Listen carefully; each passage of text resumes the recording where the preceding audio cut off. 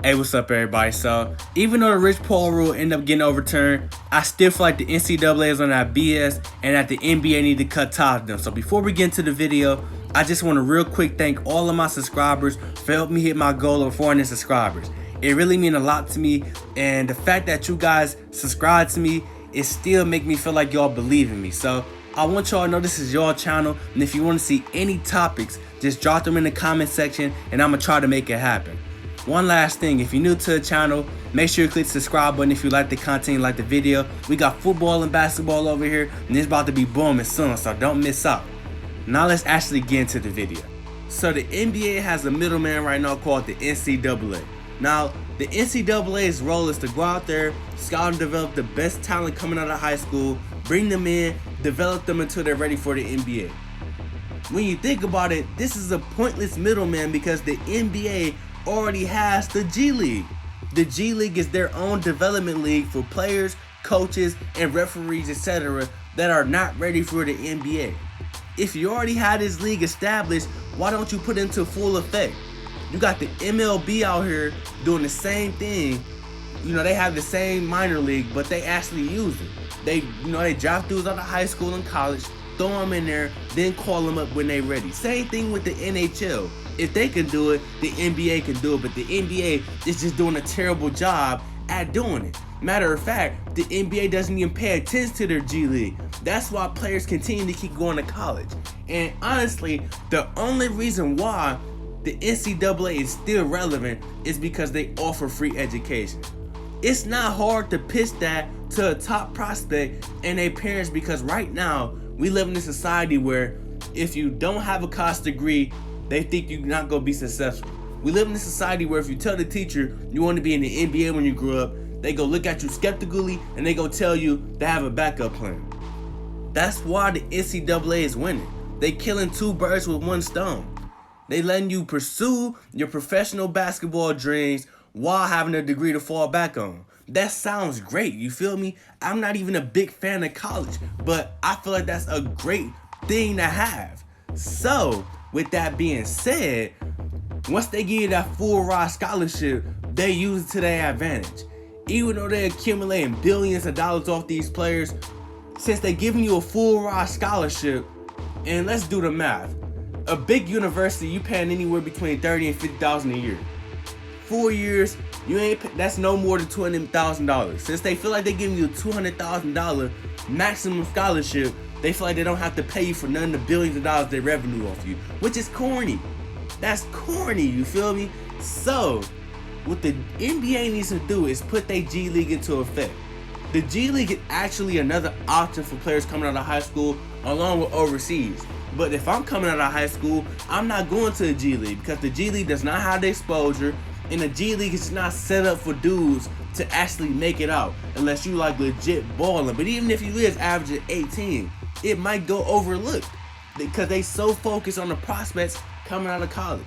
Same thing with overseas. Unless you're from over there, it's not a high chance that you will make it out of the overseas league. So that's why the NCAA stays relevant. So the NBA, what they need to do to make the G League a realistic option for players to be successful coming out of high school is number one, go ahead and give every team an affiliate G League team, because right now it's only 27 teams.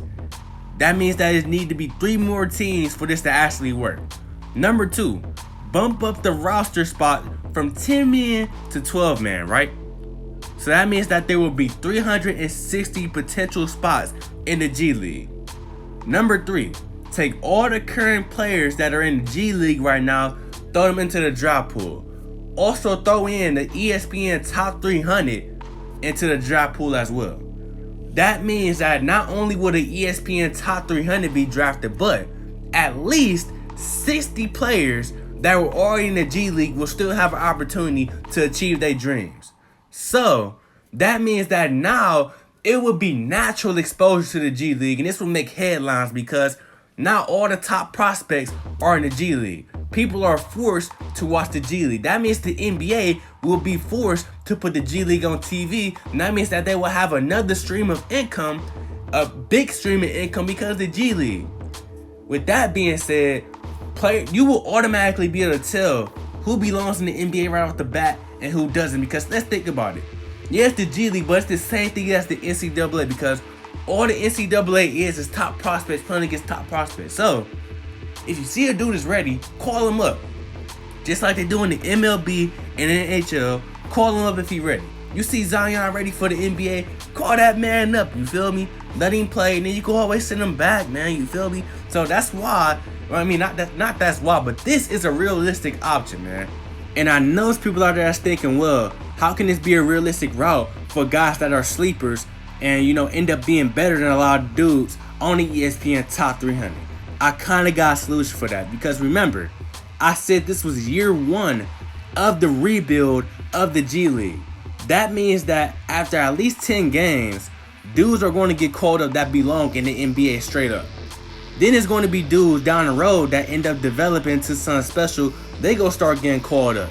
Also, dudes in the NBA gonna be getting injured. They gonna need another dude, bring him up. You feel me? And then on top of that, dudes are going to start getting cut that truly don't belong there. Probably the 60 dudes that still end up getting drafted that were already in the G League. So that means that there's always going to be opportunity for guys to come in.